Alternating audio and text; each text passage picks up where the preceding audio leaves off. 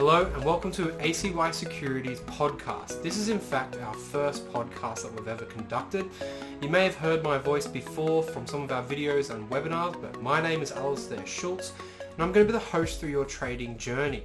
Now, in all of this stuff that we've done in the past, it's usually been through the YouTube channels and or our webinars that I host as well, and I am the Chief Market Analyst for ACY Securities. But today I'm lucky enough to have Charles Blakey, who happens to be the co-author of my book, The Essentials for Trading Students. And today we're going to be talking to him about a few different things that might be relatable to someone that is trading from home, some of the do's, the don'ts, and just the other stuff that goes along with trading from home, including maybe things that you might be able to gain some wisdom from. So I'm going to introduce you to Charles now. Say hello, Charles. Hello, Alistair. Thank you for having me. And very much a pleasure to have you here today. Now, when it comes to trading, we've got to want to give the guys listening in on this a little bit of insight as to what maybe got you interested in trading in the beginning. Well, honestly, I've probably been interested in trading and the markets for since I was at university. I was at university studying medicine at the time, but was never totally comfortable there. And on a number of occasions, I actually sort of took a break from medicine and was starting to go to trading courses and particularly stockbroking business courses and that sort of thing. But at the end of the day, I finished up back in medicine, which is where I then spent the next few decades. So did that change, and as you progressed through your medical career, to find that you ended up, what sort of inspired you to start trading again, I suppose, is really the question I'm asking. After about 15 years, something came across my desk, and it was just a bit of an advertising blurb, and it piqued my interest, I suppose. So I got in contact with them, and that was really the beginning of the trading journey. And how long ago was this roughly now? That was about 1997.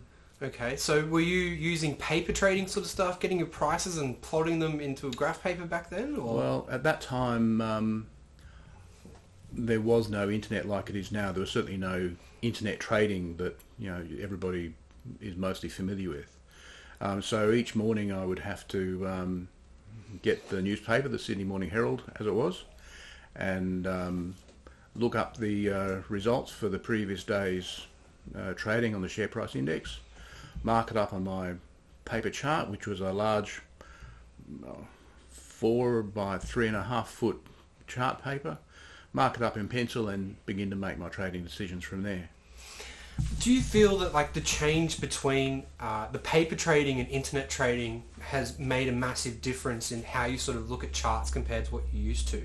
Is there a differentiation between the idea of or how you traded or what strategies you might have used back then compared to now? For sure. Not all of it good though.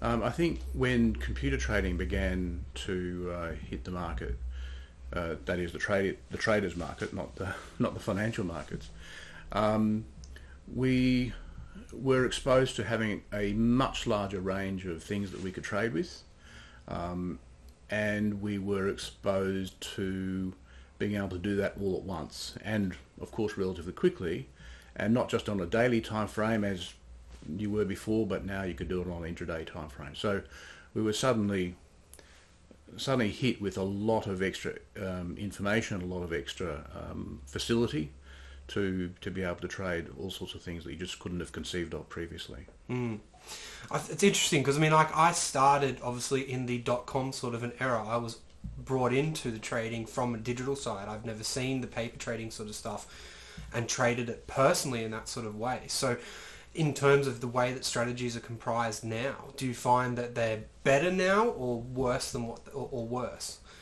in what's systematically available? It's not so much a question of better or worse.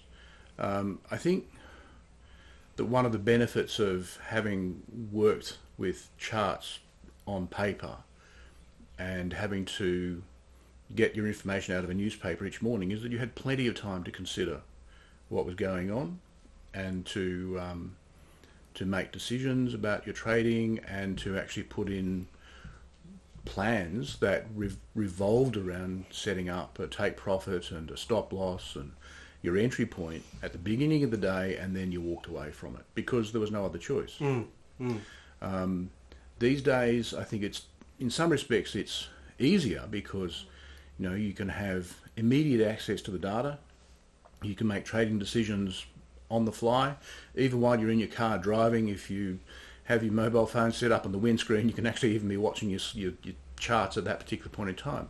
And so people are tempted to actually be making spontaneous and not always well-considered decisions.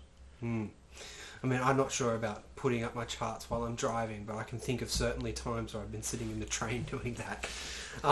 Now, so you started sort of trading in 1997.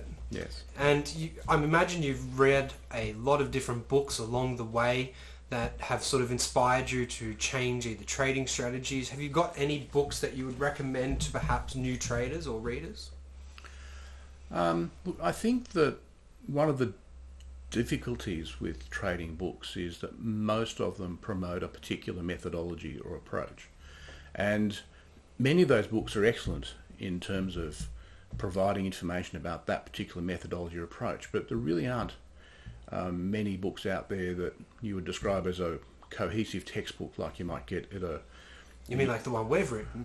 Well, something like that. Having said that, I think there are two books that stand out, or two programs that stand out. One is the one that actually got me interested, which was Safety in the Market, which was written by David Bowden.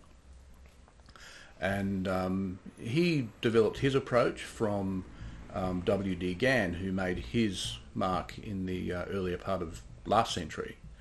And David's approach was to, in his words, to interpret Gann's writings, which are a little bit obtuse. And that was certainly a useful place to start because it really gives you some really good basics. And I think the next book that I really got involved with was Trading with DiNapoli Numbers, which is in fact a play on the Fibonacci numbers. But Joe DiNapoli wrote that book, and I thought that was also an excellent book and provided a fairly straightforward but comprehensive approach to trading with that particular methodology. That's interesting that you say that, I mean, because I've found that Fibonacci numbers and DiNapoli numbers are sort of my go-to sort of numbers when it comes to using anything, and I figure if there's any luck in Fibonacci or DiNapoli, I kind of want to have it when I'm trading. But, I mean, moving on from a bit of that, I mean, tell us about what you're doing now. What are your current trading sort of setups? How many monitors do you have? Or using it off a laptop or anything along those lines? Do you have maybe two different variations that you tend to go to? Well, probably to answer that question, you go back to, you know, I've traded with paper, you know, pencil and paper, literally.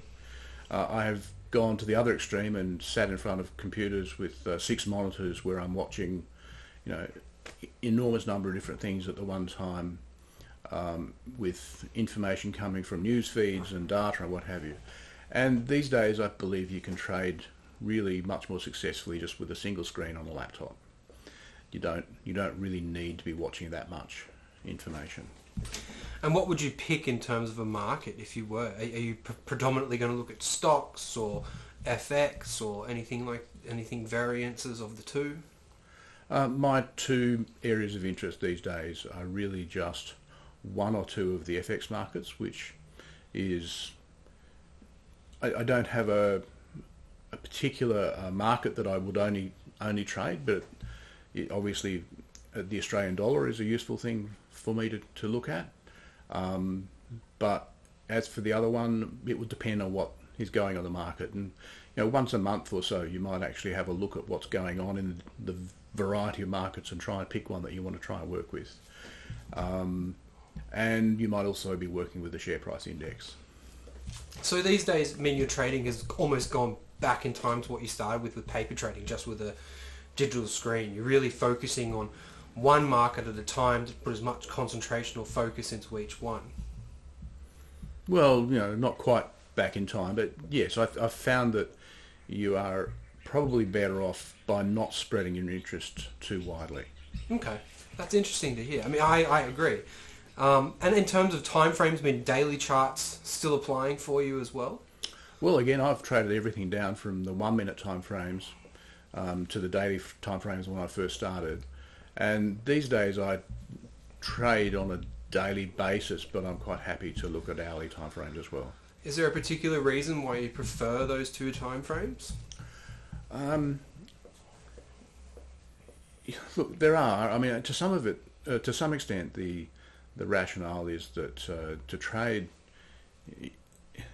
I think the appeal of trading short-term time frames is that you can tell yourself that, well, I'll only have to, trade from a certain time of the day to another time of the day, a few hours away, and in that time I can, really make some good money and have enough happening at that time to really work out what's going in the market and do a good job. But the reality was that when you're trading in those time frames, that it required a level of focus that is hard to maintain for a number of hours at a time, and you really need to be in a position where you've got data coming in on the spot. You can't afford to have anything delayed. I mean, certainly your price data you can pay for and you don't get that delayed. But when you're getting news data coming in and you actually need access to that news data, it's actually extraordinarily expensive to be able to support that in that environment, and it's just too stressful. So I found that pulling myself back to a daily time frame where I might look at charts during the day for hourly data for maybe a better entry or better exit, if I'm expecting an entry or exit of that on sometime during that day, then that's actually good enough for me. Okay. And so do you find yourself, I mean, when you first started out, when you're plotting and dotting sort of on graph paper, was that more of a using sort of mechanical systems and sort of technical strategies? And have you progressed in any other way along your sort of trading career? Well, the journey has taken me through a lot of different approaches. And I think that when I first started trading with the safety in the market, it was really more of a discretionary approach. And similarly with the DiNapoli work was a discretionary approach. So both of them had a number of key entry points or patterns that you would be looking for. And then they would use other criteria maybe to work out whether or not that entry or exit was a good or a bad place. I then moved into a more systematic approach, and then that led into algorithmic trading. And whilst we were doing the algorithmic trading, I became involved with doing some development work for a small hedge fund, and that opened a whole other new world of trading that would otherwise have not been open to me. But in the end, I decided that trading is a bit like medicine. Really what you're trying to do is to form a diagnosis about the market and to use whatever information you've got at hand to form an opinion about whether the market is going to go up or down and under what influence, and you make your decisions based on that. So it's almost like gauging the health of the economy is how you've transcribed your sort of actions. A little bit. But what it really is that it says that you need to have a broad approach, a broad knowledge, if you like, of what's going on. So I certainly do not discount, technical patterns that you observe, but you have to put that into the same frame as the fundamental things that are occurring and anything else that you might see. And so these days you find yourself to still be on that sort of discretionary scale of... More so now than ever before. Yeah, okay. And what are your thoughts about the general market right now? Are there certain things that you think are different to what it was like back when you started trading in the 90s compared to perhaps GFC and then now what we're seeing with COVID-19? Well, I've certainly been through a number of periods where the market has gone backwards for a while, and sometimes dramatically so. The GFC saw some pretty exciting moves, and as you know, we've seen some pretty big moves recently, and I think that you have to look at all these things as being just another day in the market. if you trade for long enough, you will come through these cycles, and they can be exciting when you're going through it. But at the end of the day, it is just another day. And your job as a trader is not to get too excited by whether the market's going up or down. It's to understand what it's doing, have some idea of why it's doing it, and make some decisions based on that. And hopefully take advantage of the situation. In order to do that, yes. If you were to start again, what sort of advice would you give yourself knowing what you know now?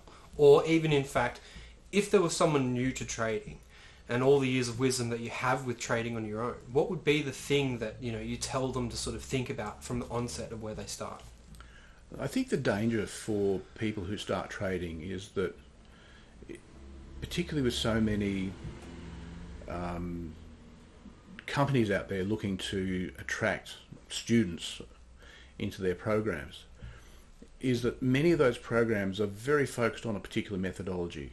And I wouldn't say that any of those methodologies are necessarily bad or wrong, but it is still just one methodology. And I think the thing that I found frustrating, and I didn't really realise how frustrating it was until years down the track, is that you learn a methodology, it seems like a great idea, and often it is, but it has limits.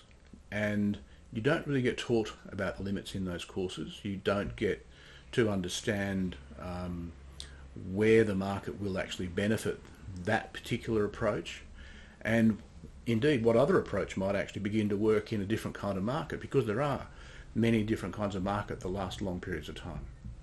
So I think my recommendation to traders who are just starting out is to try and become a student of trading rather than just developing a particular approach. And what about for yourself? I mean, what would you go back and tell yourself when if you could go back to 1997 before you saw that piece of paper on the desk?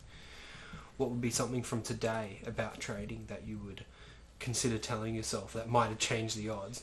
I mean, naturally, obviously, going pick these stocks for 2008 GFC and or these ones for COVID-19 are the obvious, but outside of that, it would be much the same message, and that would be to try and develop an approach that allows you to learn a wide range of strategies and techniques and skills.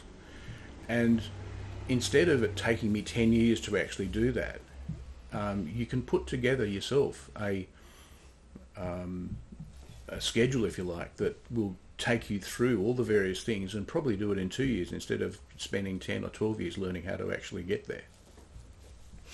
Have you ever sort of kept a trading journal to sort of keep up on some of these ideas that you have? I mean, naturally, you've got the book, The Essentials of Trading Students, and I suppose in some respect that acts as a bit of a journal of history. But have you sort of kept journals, and do you keep them up now?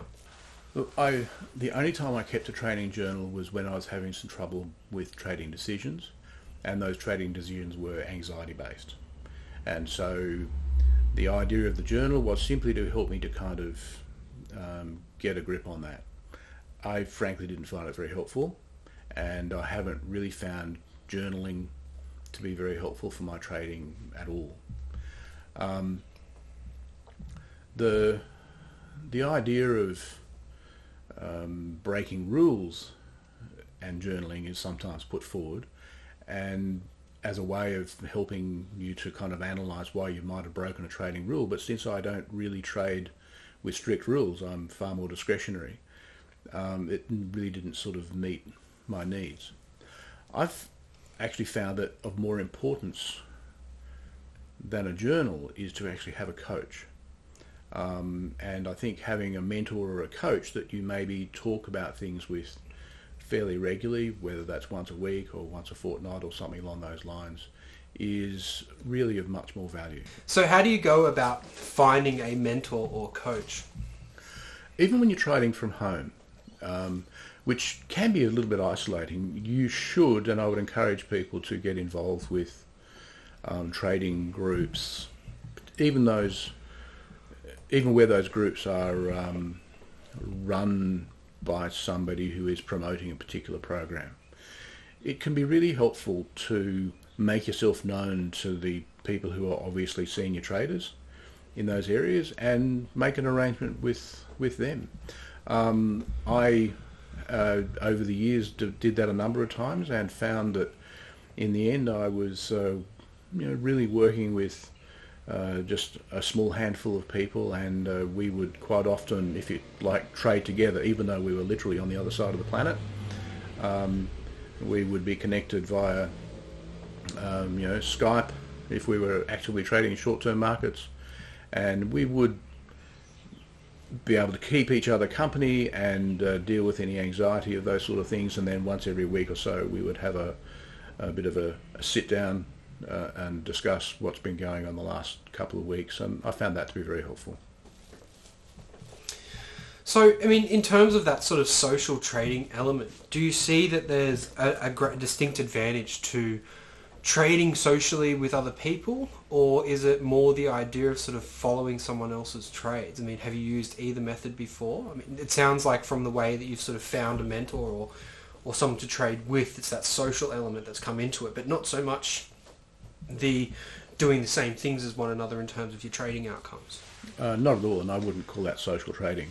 But all that I'm suggesting is that the isolation of trading on your own can be circumvented to some extent by doing it with a buddy.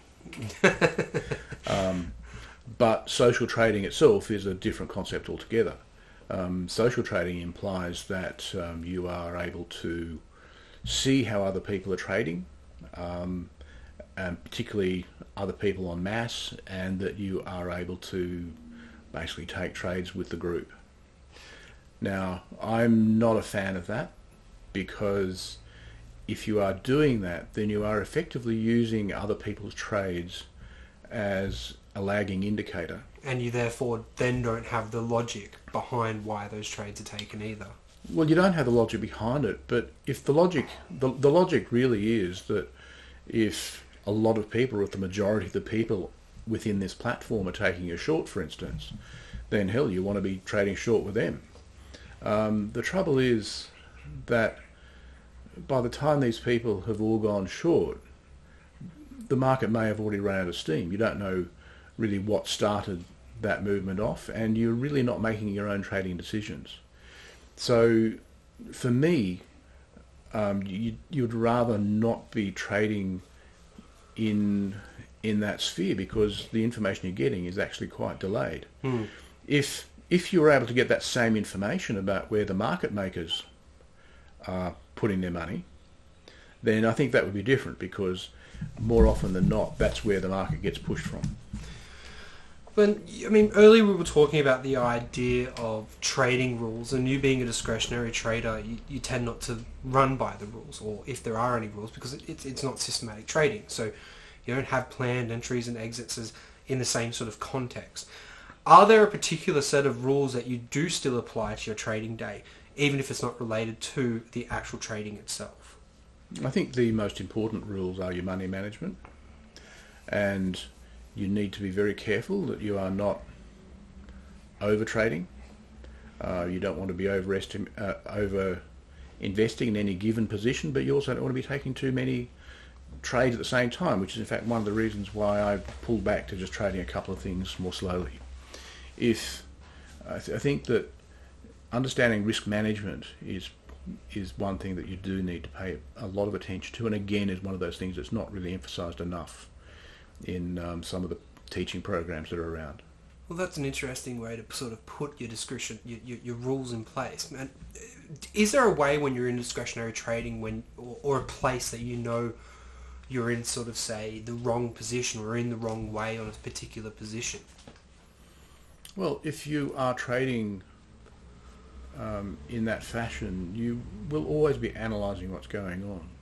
So if you have entered a position at any point in time, you should always be looking at what's going on. If that chart or that trade is going against you, you do want to be looking at it and seeing if there's a reason for getting out by this time. If the market is telling you, if your diagnosis is that, well, look, the market has actually reversed, then you don't have to hang on to a trade that you know is going to go against you. So your sort of criteria is, if you're already in the position, you've already got a set entry and exit for it that you've already decided, but you feel or you see from a discretionary point of view that trade's done, you just kill it then and there? Oh, sure. But it's not on the basis of how I feel. It's on the basis of the data that's available to me. Yeah. And, I mean, in instances, I mean, losing streaks and winning streaks have always been a part of trading. And, I mean, I've always found it's important to not be elated by a winning streak and to certainly not be self-depreciating when it comes to a losing streak. Is there any other tactics that you might use to sort of control that sort of feeling and to treat it more business-like? I think that this is potentially where discretionary traders can find it a little bit harder. If, for example, you're a systematic trader, purely mechanical, then, and if you've done enough work on your system, then you will know how many failures you are likely to experience and how many wins you're likely to experience. So that will actually give you a good guide. As a discretionary trader, that is not quite as open to you, but even there, as a good discretionary trader, you should understand the success rate of each of the patterns that you use, or each piece of information that you use needs to actually be based in some kind of data. So if, for example, you've gone into a trade on the basis of a double bottom, you will need to know that there's a percentage of those that will win and a percentage that won't. If you are beginning to experience recurrent failures as a discretionary trader, I think you need to have some sense of whether or not your trading capacity is going according to plan, or whether or not this is you failing. And if you decide that this is you failing, you're not making the right call, in other words, then you probably should take a break. Like, some people think of trading as being a bit like an elite sportsman. You will have not only good days and bad days, but you'll have periods where you're in the zone, if you like, and other periods where you are not. And if you are not, then you can do serious damage to yourself if you don't actually pay attention to that. And during that time, you will look at other things that are going on. Are there stresses in your life? Are there other things that are making you anxious? Other reasons for your decisions to be faulty at the moment? Is the market maybe just not behaving the way it normally does? All these sorts of things are reasons for you to actually take a step back and have a think about it. But it's all about reviewing your position. You're making a diagnosis all the time. It really makes the idea that trading is a very personal journey, and how it actually transpires through your life and where you start with your trading journey and to where you end with it is, all dependent on each individual. There are no two traders who will do exactly the same thing. I would say that even people who are trading with algorithms will do it slightly differently, because algorithms always have the choice of being able to be turned on and off at different times. And the level of interpretation that each individual has to actually what they're seeing on the chart, that human element will vary between person to person. Well, yes, but in a situation where you have an algorithmic trader, literally using a computer to generate the trades, they can turn the risk levels up or down. They can turn it on at certain times of the day or turn it off at certain times of the day. And I've certainly seen, the same person use the same algorithm, the same computer program, if you like, to trade with and get different results because of the way they've set it up. It's an interesting take on how the different ways of things are going to be conducted. What's your sort of view on the current market dynamics right now, and what do you see sort of happening, later on in this year, considering everything that's going on with COVID-19, biosecurity laws in Australia, general price dynamics that we're seeing across the market? Do you think we're going to see more volatility, less volatility? What's your general opinion? I mean, there's no right or wrong answer on these things, but... Well, the development of the pandemic has led to a considerable level of fear, not just amongst the trading community who are speculating, but in the community at large. And I think that has certainly had a strong influence in the way the market has been moving of late. We've seen the markets fall in most sectors. very strongly, and while it seems to have stopped free falling at the moment and is dithering around a little bit, I suspect that we will see more falls to come. These will likely be driven by, the increasing problems that the US is having with COVID-19. They're predicting that the peak of their problems won't occur until later this month, maybe a little bit later.